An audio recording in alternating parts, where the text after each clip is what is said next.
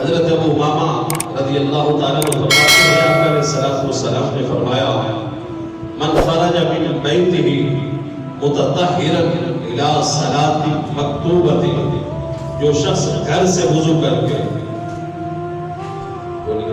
سبحان اللہ، گھر سے وضو کر کے،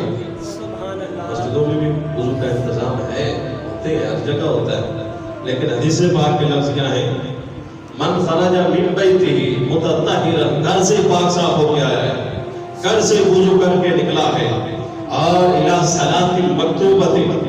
فرض نماز پڑھنے کے لیے نکلا ہے، گھر سے وضو کر کے فرض نماز پڑھنے کے لیے نکلا ہے، جمعہ فرض ہے، جمعہ پڑھنے کے لیے نکلا ہے، ظہر پڑھنے کے لیے نکلا ہے، فجر، عصر، مغرب، عشاء، کوئی بھی نماز گھر سے وضو کر کے